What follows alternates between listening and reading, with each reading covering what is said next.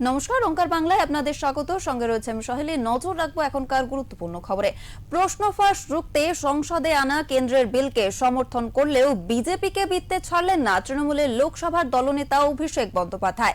সংসদে এই বিল আলোচনায় অংশ নিয়ে তিনি দাবি করলেন প্রশ্নপত্র ফাঁসকে সংগঠিত সিস্টেমে পরিণত করা হয়েছে। তার অভিযোগ, 12 বছরের ব্যর্থতা ঢাকতে আইন বদলাতে চাইছে কেন্দ্র। লোকসভায় পরীক্ষা সংশোধনী বিলের আলোচনায় অংশ নিয়ে অভিষেক বন্দ্যোপাধ্যায় অভিযোগ করেন যে গত এক দশকে একের পর এক প্রশ্ন ফাঁস এবং তরুণ প্রজন্মের ওপর পুলিশের বল প্রয়োগ প্রমাণ করে যে সরকার সম্পূর্ণ ব্যর্থ হয়েছে। কেবল আইন কঠোর করলেই সমস্যার সমাধান হবে না বলে তোপ দাগেন তিনি। প্রশ্নপত্র ফাঁস ও জালিয়াতি রোধে আনা সরকারি বিলের সংশোধনীকে সমর্থন জানালেও বিগত এক দশকে দেশের শিক্ষা ও পরীক্ষা ব্যবস্থায় কেন্দ্রের ধারাবাহিক ব্যর্থতা নিয়ে তীব্র আক্রমণ শানালেন তৃণমূল কংগ্রেসের সর্বভারতীয় সাধারণ সম্পাদক Abhishek Bandyopadhyay. Whenever governance fails, they change the law. Whenever administration collapses, they increase punishment. Whenever institutions fail, they announce another committee. But governance is not done by headlines. Governance is measured by outcomes. So what is the outcome? So paper leak after leak, exam cancellation after exam cancellation, student pushed into depression, parents pushed into debt, dreams pushed into uncertainty. So the BJP government calls itself a government of New India. লোকসভায় এই বিলের ওপর আলোচনায় অংশ নিয়ে তিনি স্পষ্ট ভাষায় বলেন, সরকার পৃথিবীতে আগুন লাগিয়ে এখন একবারই জয় নিয়ে হাজির হয়েছে, তাই তাদের জন্য হাততালি দেওয়ার প্রশ্নই ওঠে না। তিনি বলেন, দায়িত্বশীল রাজনৈতিক দল হিসেবে তারা এই সংশোধনীকে সমর্থন করছেন কারণ শিক্ষার্থীরা সর্বোচ্চ সুরক্ষার যোগ্য। কিন্তু এর অর্থ এই নয় যে সরকারের বিগত 12 বছরের প্রশাসনিক অক্ষমতাকে ধামাচাপা দেওয়া হবে। ব্যুরো রিপোর্ট, ওঙ্কার বাংলা।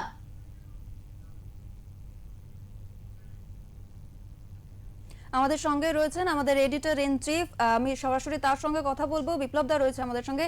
দাদা, কাটমানি সিন্ডিকেট নিয়ে একের পর এক বিভিন্ন বিষয়ে বিভিন্ন জায়গায় অভিষেকের বিরুদ্ধে যে এফআইআর করা হচ্ছে, এর ফলে কি কোথাও অভিষেক বন্দ্যোপাধ্যায় আরো বেশি প্রাসঙ্গিক হয়ে উঠছেন? কি বলবেন? হ্যাঁ, ওই প্রশ্নের উত্তর আমি পরে দিচ্ছি। আগে বলে দিই যে আজকে এই পরীক্ষা নিট প্রশ্ন ফাঁস নিয়ে যে বিক্ষোভ হয়েছিল সিজেপি, সেই তারপরে সেখানে ছাত্রদের কেন লাঠি চালানো হয়েছে, তো সেই লাঠি চালানো নিয়ে আজকে সরকারের জবাব চাওয়ার জন্য সংসদের উভয় পক্ষ আজকে কি বলে জবাব দিয়ে চাইছিল। এবং এই মাত্র সংসদ 11টায় বসা মাত্রই মানে সংসদ মুলতবি করে দেওয়া হলো দুপুর 12টা পর্যন্ত। পরীক্ষা বিল নিয়ে লোকসভায় আলোচনা হওয়ার কথা, তার আগে কেন ছাত্রদের লাঠি চালানো হয়েছে তার বিরুদ্ধে প্রতিবাদ জানিয়ে রাজ্যসভা এবং লোকসভায় প্রতিবাদ জানিয়েছে, এবং লোকসভা ইতিমধ্যে মুলতবি করে দেওয়া হয়েছে 1 ঘন্টার জন্য। এবারে আসছি অভিষেক বন্দ্যোপাধ্যায় সংক্রান্ত প্রশ্নে। সেটা হচ্ছে, গতকালই অভিষেক বন্দ্যোপাধ্যায়কে আমরা দেখলাম যে তিনি প্রশ্ন ফাঁস নিয়ে আনা বিল নিয়ে বলতে উঠে তিনি মোদী সরকারকে নিশানা করেছেন। ট্রেজারি বেঞ্চ থেকে তাকে বারবার বাধা দেওয়া হয়েছে, এবং এই বাধা দেওয়ার ফলে মহুয়া মৈত্র তিনি পাশে দাঁড়িয়েছেন, এবং মহুয়া মৈত্র বারবার স্পিকারের দৃষ্টি আকর্ষণ করে জানিয়েছেন, বিজেপি সাংসদদের বিরুদ্ধে প্রতিবাদ জানিয়েছেন। অবশেষে বক্তব্য রাখেন অভিষেক বন্দ্যোপাধ্যায়। তিনি বলেন যে সারা পৃথিবীতে আগুন জ্বালিয়ে 1 বালতি জল নিয়ে এসেছে বিজেপি, এরকম নানান কথা বলেছেন।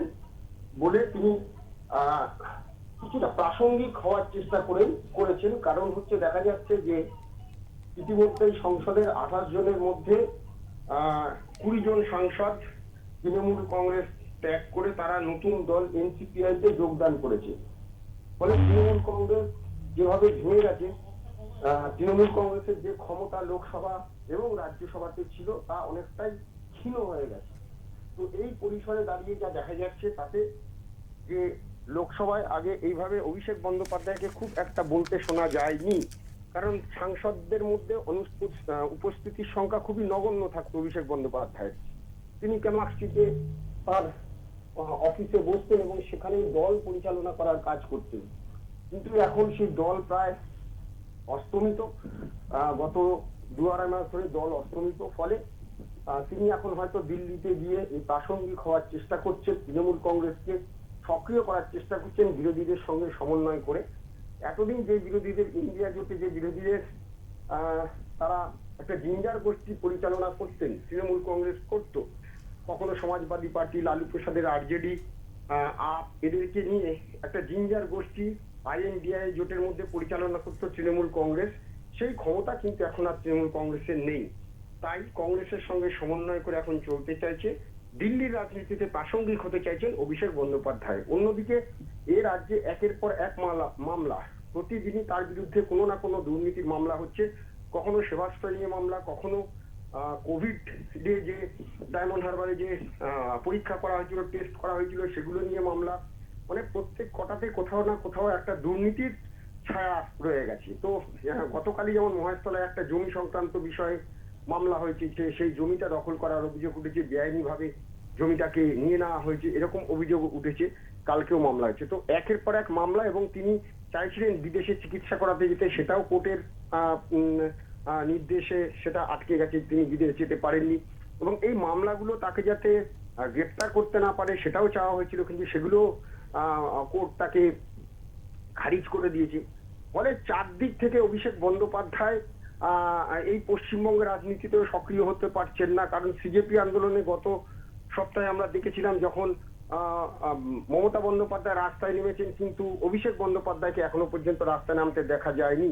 কোথাও তার ডিম থেরাপির ভয়, কোথাও বা তিনি এই আগে যেভাবে তিনি ধারে ভারে এত সিকিউরিটি নিয়ে যাতায়াত করতেন, সেই নিরাপত্তা রক্ষীও তার কাছে নেই। ফলে তিনি কি ভয় পাচ্ছেন, তাই কি দিল্লিতে প্রাসঙ্গিক হওয়ার চেষ্টা করছেন? এটাই কিন্তু রাজনৈতিক মহলে বড় প্রশ্ন।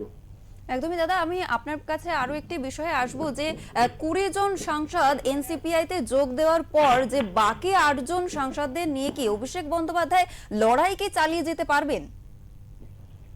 হ্যাঁ, আপাতত লড়াই তো চালাতেই হবে। লড়াই না চালানোর তো কোনো নেই। একজন সাংসদ হলেও তাকে সেই লড়াইটা তো চালিয়ে যেতে হবে। লড়াই চালানোটাই এখন প্রথম বড় প্রশ্ন। তো যাই হোক, লড়াই চালিয়ে যাবেন। মানে আগে যে শক্তি ছিল তৃণমূল কংগ্রেসের, সেই শক্তি এখন আর নেই। তারা সেই শক্তি আর নেই। ফলে ওই মহুয়া মৈত্র, কল্যাণ ব্যানার্জি, তাকে আবার সাসপেন্ড করে দিয়েছে। ফলে এখন মাত্র 7 জন সাংসদ, সেই 7 জন সাংসদ নিয়ে অভিষেক বন্দ্যোপাধ্যায় এই বাদল অধিবেশন মানে তাকে টানতে হবে। তো আপাতত দিল্লির রাজনীতিতে প্রাসঙ্গিক হওয়ার ক্ষেত্রে এই 7 জনই তার ভরসা। তিনি সমেত 7 জন, অর্থাৎ অভিষেক বন্দ্যোপাধ্যায়কে বাদ দিলে মাত্র 6 জন সাংসদ তার সঙ্গে রয়েছেন। তাদেরকে নিয়েই এখন তার পক্ষে চলতে হবে। একদমই, অনেক ধন্যবাদ দাদা। আমাদের সঙ্গে ছিলেন আমাদের এডিটর ইন চিফ বিপ্লব দাস। আমরা তার সঙ্গে কথা বলছিলাম এবং কথা হচ্ছিল যে এই যে 20 জন সাংসদ এনসিপিআই তে যোগ দেওয়ার পর কি অভিষেক বন্দ্যোপাধ্যায় লড়াই চালিয়ে যেতে পারবেন, সেই দিকে কিন্তু রাজনৈতিক মহলে যেরকম নজর রয়েছে এবং যাদের সমর্থনেও যারা রয়েছে তাদেরও কিন্তু একইভাবে এদিকে নজর রয়েছে।